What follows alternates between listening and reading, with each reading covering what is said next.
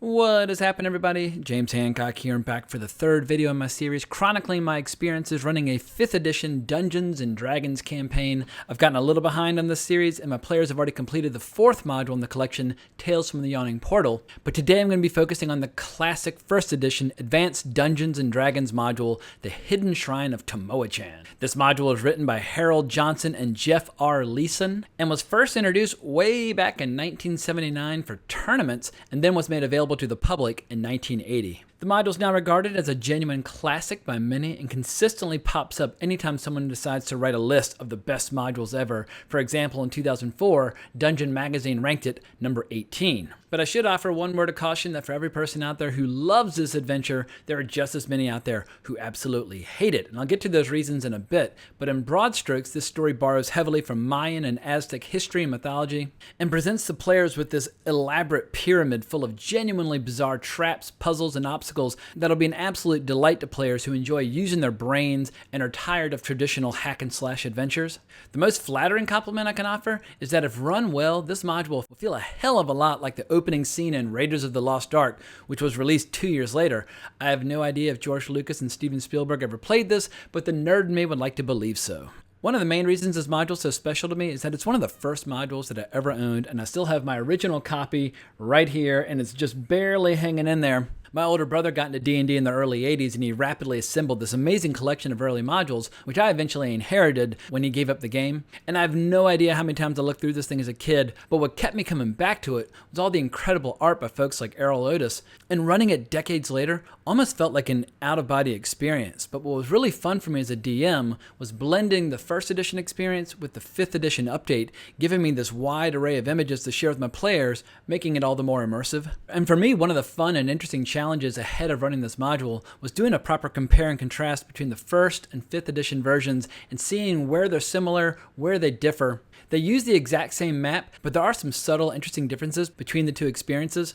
Because in my opinion, the 1st edition version, it's a little deadlier, the traps are a little nastier, and if you look at the stat blocks for 2 classic creatures that were introduced in this module, their special abilities are way more lethal than you find with their 5th edition counterparts. And just overall it presents a much more unforgiving experience, so I deferred to the earlier text whenever possible, especially when it came to one encounter involving nudity and seduction, a scene that's been completely defanged and declawed in the modern text. And I know a lot of younger players and DMs out there prefer the more soft and fuzzy approach of modern Dungeons & Dragons, but I'm an adult, my players are adults, and I'm totally fine with presenting a much more hardcore graphic experience to my players.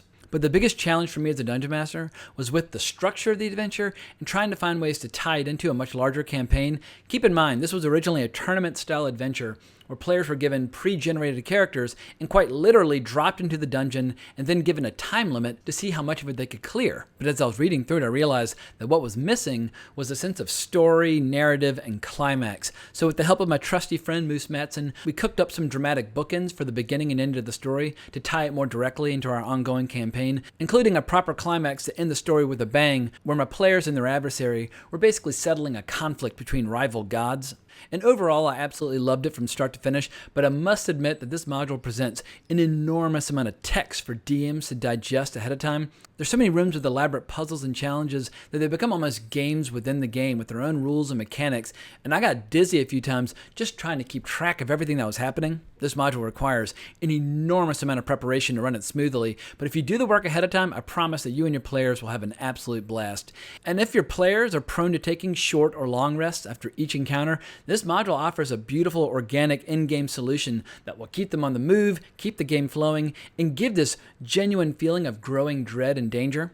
But speaking of my players, let's hear what they have to say. One word of warning, Zoom basically freaked out at one point and kicked me out of the meeting, even though my voice is still in there, but I'm still working out all the bells and whistles on that particular platform. Also, there will be some spoilers in this section, so if you're a player who wants to enjoy the module firsthand with a completely fresh point of view, bail out now. At any rate, here we go. Alrighty, well, let us waste no time and let's talk about Hidden Shrine of Tamoachan. And I'm going to keep this a little more fast, a little more loose, but just remember, let's try and focus on specifics that will help people understand better the experience of running that module. And I'm not going to necessarily play the role of moderator as much, but biggest question would be, Does the first edition content feel different in any way from the previous two modules? And give me specific examples, because obviously everything's been updated to 5th edition, but this was, I think, for all of you, your first experience running or for most of you, an actual first edition published module. So who would like to give their first impressions? Well, I have nothing to compare it to. I have never, as you said, I've never played a first edition. You played 2 3rd edition modules, so you played Forge of adapted, Fury and Sunless right? Citadel. So. Yeah, adapted to fifth. But yeah, I did. I love the fact that it started, that it was backwards, right? I hope we can say this without being spoiling no worries about spoilers whatsoever. Yeah, I love the idea that we kind of entered at the interior of this sort of labyrinth, and we had to kind of work our way backwards to find our way out at the top. That was really cool. And just the fact that it took us like the equivalent of 12 hours to do so. Yeah, I mean, initially in 1979, when that thing was launched, gamers only had like 2 or 3 hours to try to run as much of it as they could, but it was more like a challenge, because the module begins with you falling through the hole, and then it ends if and when you get out or die or whatever. But it's not even really plot driven or goal oriented. It's like just how many points can they score. But now it's like a different thing. Like, well, how do you make that work as like a story? What ordinarily was more of like a tournament based challenge. Yeah, and I've played a lot of first edition, but I never played modules. So everything that we did was very role-playing based, and then combat, right? So every once in a while someone would throw in like a little puzzle, but usually it was just like something that they ripped off of like Labyrinth, or a riddle like that you rip out of the Hobbit or something. The 2 doors and yeah, exactly. Yeah. So, but this being so one room after another, that was like some kind of puzzle or weird thing, or like we had no idea what was going to kill us next. It was fun, but it was also taxing. It was like mentally taxing at times, because when it's like, oh, there's 100 goblins to fight. Well, okay, I know what I'm supposed to do, but every time we entered one of these rooms, you're like, don't know if this is good or bad, or we're gonna die or what. Yeah, it's funny how like first edition, it was much more just like a sandbox, and the gameplay almost in its own way became its own story. So even though I love first edition modules, those old school modules, I inserted or kind of invented an intro and an outro to kind of help it connect to the rest of the campaign, so it didn't just feel like this weird standalone little thing. So if anything, I kind of broke the spirit of the original creation by adding the bookends to it. But Victor, what do you think in terms of just that first edition flavor, where there's no role playing really? It's just puzzle, trap, challenge, overcome this obstacle, and now rinse, repeat on the next room. Yeah, it's there's no role playing, but there's plenty of rolling, plenty of dice rolling. Yeah, a lot of saving throws. But yeah, no, I feel like the role playing in the Shrine of Tamoachan was in tactics. It was like, when we were suddenly faced with a puzzle that was deadly to one or all of us, we had to kind of figure out fast who is going to do what, and move or not move, or whatever. So that's basically the level of role playing that's in this module. But yeah, like you guys, I think I played Tomb of Horrors, and that's about it. That was your first module ever, correct? Yeah, that's my first game. Was the hardest module ever tournament written. Character. Yeah. It was unique, but all the other games we played after that were just stuff that the DM cooked up. It was really neat. I'm sure this was a big hit at conventions. It's a really good module. It still ranks to this day on a lot of lists of like top 20 modules ever written, top 30 modules ever written. And just for me, the reason I was emotionally attached to it is because this was just in our library as a kid. And so because I always had it around, I was always flipping through the pages and just kind of dreaming about it, what would it be like to run it and that sort of thing. But I never really did like the deep dive until now. But it was just so much fun comparing and contrasting the first edition text and the fifth edition. And there are some modifications, and I tried to make basically form like a hybrid, especially like the encounter with the naked Nareid or Nareid or whatever. I don't know, Nereid. It's much more fatal and much more seductive in the first edition. I was like, all right, well, I'm going to keep that. We have a stormtrooper just arrived. Moose, how are you, sir? Oh, I think you're muted. We can't hear you. But before you arrived, we were talking about how you're like a wizard and or a Gandalf in the Hobbit. Like you come and go as you will, but it's always a pleasure when we get to see you. Well, Martin, you are more of like a Central American mythology and history buff than the rest of us. Were there any details that got incorporated that really jumped at you? Because it's easily the longest module that we've run in terms of overall detail and text, and you only explored about half of it. But was there anything about it that was in terms of adding additional flavor that really jumped out at you? There was so much flavor. I really love this module. I think it might actually be hard to top this because I love this so much, but all that Mesoamerican flavor.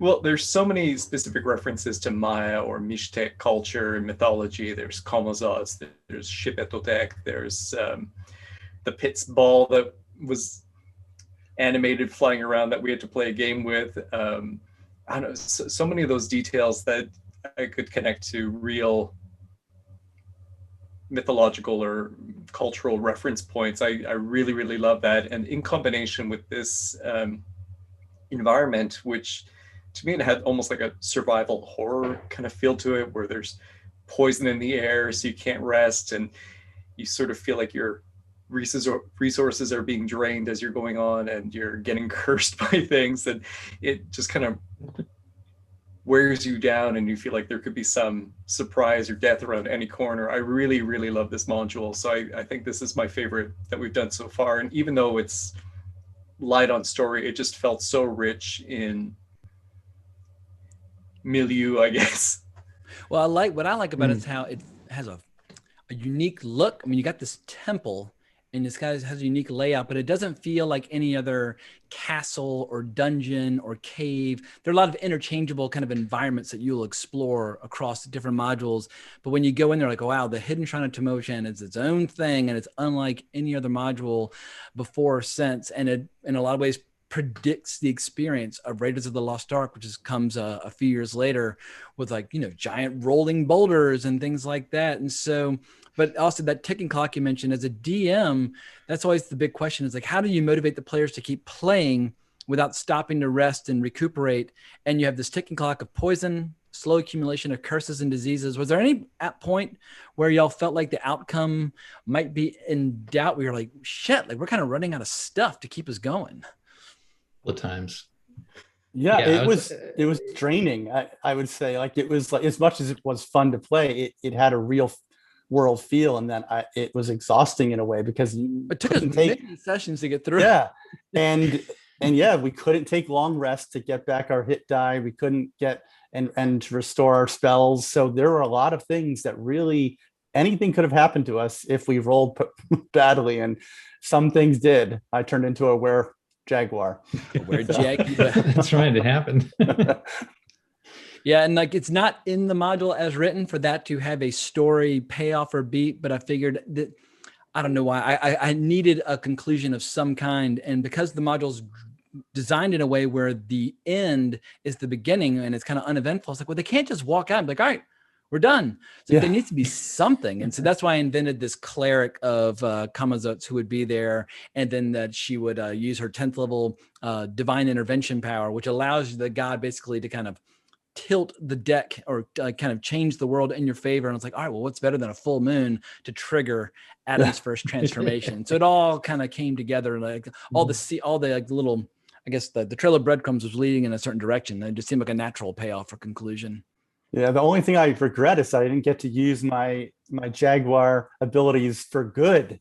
And, you know, I only hurt my own party. Yeah, I guess you shot an arrow into Dan's butt, and you tried to bite Victor, but that's about it. Yeah. Dan At was least I didn't flying kill up that anybody. column, Yeah. and you're firing arrows, and one of them tagged him. So it reminded me of that bit in Blazing Saddles, like that son of a bitch shot me right in the ass. Yeah. Well, That was a Moose, really good, you're still really good on. adaptation. You want to participate in the Hidden Shrine of Tamoachan review, or are you still in hiding until the official module begins? I don't know. I don't know. All the stuff going on. Oh, one of my arrows. I don't know. I just can't seem to think straight today. All the stuff going on. Something. Oh, I get this pain. I think it's sort of like a Tamoachan measles I've got. Yeah. No, it's like Will Ferrell in Old School when he gets the tranquilizer right in the neck. It's like, whoa. One of my all-time favorite scenes. Well, first edition classic modules are very famous for their handouts. And so with this, I kept showing y'all the first edition handouts as well as some of the fifth edition art. But do they enhance the experience? Or are they icing on the cake? Like, should every room have its own visual aid, or should it just be special occasions? Because like White Plume Mountain, Two Mahars, and Hidden Shrine of Tamoachan all have shitloads of art. But what do y'all think in general of the visual aids? Oh, I love the visual aids. I think they added a lot. It sort of helped construct a mental image that felt a little bit more textured than just seeing this two-dimensional layout. It was immersive, and sometimes just seeing those different versions, the first edition and fifth edition artwork, it kind of lets you picture something a little bit in between, or kind of pick and choose. I think it was really fun. And I don't know if I was annoying you guys after, but I was trying to send like pictures of, this is my artwork of Kamazats and the Popol Vuh, and this, like things like that. I was trying to send over after the sessions, just because I was getting really excited about how these things were being visualized. Well, that enhanced the experience for me. Like the first room y'all are in, you find this little doll with a key in its hand. Like, oh, well, that doll is based on this. Or there's that room with all the, I guess like the frescoes on the wall. Like, oh, well, these frescoes were a lot like these actual historical frescoes. And so all that stuff for me, I was like, wow, like they really went all out on writing this module. And so once again, like I feel like I wish I could just give everybody a physical copy of both the first and fifth edition, just so you can see how dense it is. The only drag is, as a DM, it breaks your skull in two trying to keep track of all that detailed information, because every room has like a little mini game. And so you're almost having to like reread each room as you get to it, so that you know the game mechanics of that particular challenge. And so it's fun. It keeps everything fresh. Every room's totally different from what came before, but it definitely requires the DM to be rested and caffeinated and focused. Yeah, I don't think we could have done this in one sitting. No, I mean, you can, but that's like, once again, the original tournament style. You sit down, how far do you get? You count up all the things you killed, all the puzzles that you solved. It gives you a score, and you see which table won. Well, Dan, let's just talk about personal experiences for the characters. Most memorable beat, whether it was good or bad for you, just as a character in this environment. What like someone said, hey, like, what do you remember from the Hidden Shrine of Tamoachan? What memory are you going to take with you moving forward from that scenario? We talked about the way, the role playing sort of got integrated into our overcoming of these challenges, right?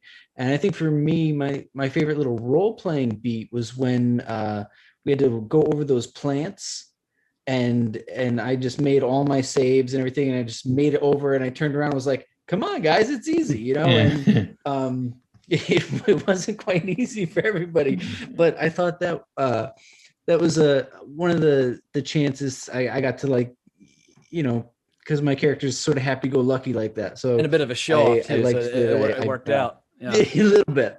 Yeah. So yeah, I like that part. My other favorite thing that I was thinking about the other day was, am I wrong? Was there a pile of gold in a hallway just sitting there at one point? It's a trap, and y'all just totally ignored it. Yeah. And but yeah, Moose described it, because Moose read that description. There was some sort of like fungus on it, where if like you touch the gold, it releases all these spores into the air, creating yet another like ailment that you're suffering from moving forward. But once again, there's like so much information and so many zigs and zags and so many turns. I guess it got kind of lost in the shuffle. But I looked up this like special yellow mold that's on that trap. And once again, if you walk into a room, there's a big pile of gold. there's probably something waiting to kill you. It's just up to you to figure out what it is. Right. I think if that pile of gold was in one of the first rooms, we all would have been like, "Ooh, gold! Maybe we can, figure out that." But that was towards the end. So at that point, we're like, "Yeah, no, sorry, gold in the middle of the room. That's it's not happening." That's when y'all found the double secret doors into the room with the mirrors, and then one of them was like a yellow mold that or some sort of ochre jelly that dropped on Adam, and the other nearly turned all of Victor's valuable metals into like glass or something like that. Like nearly all of his money, all of his armor, all of his weapons, and like he luckily he made that roll, but his character would have been handicapped had he missed that roll. In this module, the risk reward was not there. The ratio was not a good one for rewards. This was all risk. Yeah, we just had to stay alive. It's like every room, if you get to the point it's all risk, people just stop doing anything. Like, that's going to kill me. That's going to kill me. But I put these little care packages throughout to make sure y'all were incentivized. To keep putting your head in the lion's mouth. But Victor, what about you? Any particular moment that stands out to you, good or bad, as a player? Yeah, I would say the most that was going on internally with my character was when Rakov's character got the were-jaguar curse, and he was, my character is a paladin, and his religion is extremely important to him, and his god went through that when he walked on Earth as a mortal, being cursed as the a Avatar were. trilogy that from the Forgotten Realms novels. Kelemvor, he's a were-panther or like a were something like that. Yeah, I haven't read it, so it's a curse that gets passed down in his family, and so it's something he has to kind of wrestle with. And he ends up getting killed at the end of that trilogy, and then he comes back as a god in subsequent Forgotten Realms novels. But I read that trilogy back when I was like 15 or 16 years old. Yeah. Well, that was really significant. And like, that was affecting all my decisions from that point forward. And it's like, really watching Rakad saying, has this guy been touched by Kelemvor? And, is he going to show me the way or whatever? And that's why I thought that last scenario with the priest of Kamazos that put the hurt on us was so great, because it all came to a head, and that the were-jaguar stuff got addressed, and it was a really hard fight, but it was definitely worth the climax. Yeah, you spent most of that combat trying to shut down Adam to prevent him from fighting people, but at one point you finally got like a good hold of him. But it's like, well, guess what? Now you're face to face with this guy, like snapping and snarling and fighting at you. But that was the big thing, is as a DM trying to plan the difficulty level of that final encounter. It's like, if somebody in the group gets turned into a werebat or a were-tiger, then the tide can turn very abruptly. And so I didn't want to make the challenge too overpowered just in case somebody turned, but nobody turned. So maybe it was a slightly on the easier side, but I did get to zap y'all with 2 5th level cleric spells. So at least I got some licks in with an insect plague and I think it was a flame strike that I zapped y'all with, because y'all are all clustered up in this perfect little group. Sorry, I spat all over my computer. Y'all are all clustered up perfectly, and I just kept dropping these area of effect spells on you. So yeah, that was working out well. Well, Martin, what about you? Lingering memories, good or bad, as a player that will probably stick with you moving forward? I think I'm probably always going to remember the room that we walked into where there's the crying woman who disappears through the wall, and there were 2 guards standing by the door, and my mind was just racing. What's the trap? What's going to happen? Is there a secret door where she went? Is there a ghost going to possess us? And then you sort of explained to us that that room was just for flavor, basically. Yeah, nothing. No trap, no treasure, it's just stuff you see to enhance the experience. But I didn't want y'all to waste like a half hour looking at every crack in the wall just to figure out that there was nothing there. There were moments that definitely caught me off guard, like being teleported across the map by walking through a door, or eventually you get to be so cautious, but you kind of want to see what's on the other side of the door that promises certain death. And you kind of want to see what happens when you grab the scepter from the doppelganger who takes your place. Yeah, things like that. Ridiculous and kind of funny. It's like, all right, I'll see what happens. It's fun to like sometimes make those mistakes just to see what the payoff is. And it felt like there were just so many surprises. I don't know if there was anything big that we missed. It felt so kind of maze-like and twisty, windy that I wasn't sure if there were any strange rooms or any bizarre things that we might have Yeah, I mean, you overlooked? can always do a full clear. In the next module, White Plume Mountain, it's much easier to do a full clear. I mean, you will have no trouble whatsoever looking in each and every single room. It's a very small dungeon. It's like 1/5 the size of the other one. So you'll have a very different experience. I think for me, my favorite moment in terms of drama was when this giant boulder rolls down. Adam had been kind of poking and prodding with this stick. It smacks some of y'all, and it crushed a door down at the end of the stairwell, which meant all these like giant fire beetles were going to be coming at y'all. And 2 of you got knocked unconscious by it. And y'all were trying to get the bodies like up the stairs away from the fire beetles before they would kind of come out. But the next room had this gas spore in it, and none of y'all knew what a gas spore was. It looks like a little baby beholder, but there was definitely a sense of urgency, like, how long can we pause to try to heal and recover before the fire beetles catch up with us, or we had to like face off with this gas spore? And I think finally you just threw like a javelin at it and it blew up. It just popped in within like the proper range where you didn't get affected, but you would have been infested with little baby like gas spores that would have grown and exploded out of your body if you'd been 1 square closer. So for me, that was when I felt like things were getting really intense, and even I was starting to sweat, and I didn't have a player in the encounter. Well, Adam, what about you? Lingering memories, moments that are going to jump out at you that kind of define the experience of the module? Well, I'll always remember triggering that boulder, that Raiders of the Lost Ark boulder. I'll Let's never see what happens. Yeah, let's see what happens. That was a lesson learned. But for my own character and just the fun of it, I really enjoyed that early encounter where we sort of awakened all those undead, the zombies in that hallway. And I love that I could finally use my sharpshooter feat and my hunter's mark and just take those guys out one at a time with an arrow. An epic fuck ton of damage during that encounter. And also you had it was a narrow hallway and you had all these warriors in front of you. So you had no physical risk and you could just stand there like every round, like, oh, and just like 50 damage to you, 50 damage to you. But what was fun was that because of the type of zombies they are, there's a chance that they get back up when they drop. And I started getting some decent rolls. So you were taking them down and they're popping back up. Right. While they're putting diseases on the people in the front row. And I thought that was going to be like the quickest, easiest encounter, and it ended up lasting like 45 minutes because the zombies like wouldn't fucking stay down. Yeah, I think you had to roll a natural 20 to stay alive, and you did like twice in a row. I was like, what are the odds? But anyway, that was a lot of fun. Yeah, it's always fun when you're able to do a lot of damage like that. Absolutely. But, killing stuff is cool. Yeah. Well, I hope y'all enjoyed the first edition experience, because in this collection, Tales from the Yawning Portal, of the 7, 1, 2, 3, 4 of the modules are first edition. You've got White Plume Mountain still to go against the giants, and the secret one at the very end. And there's one module in there, which is actually a module that was designed to playtest 5th edition called Dead and Thay, where you get to see just like how they're basically trying to recover from the catastrophe of 4th edition and getting ready for 5th edition. And so that'll be interesting because it's the newest content in the book. And so it's totally different from anything else that any of us have ever experienced before. But as someone who's just very sentimental about the late 70s and early 80s, I'm having a blast running this first edition content and can't wait to unleash y'all on White Plume Mountain, which figures very largely. It's like right alongside G.I. Joe, Transformers, Marvel Comics, all this stuff. White Plume Mountain's a big part of my childhood, and I read the module obsessively. So I'm very excited to turn y'all loose inside it. Well, any final words before we wrap this sucker up, or should we dive right into the next scenario?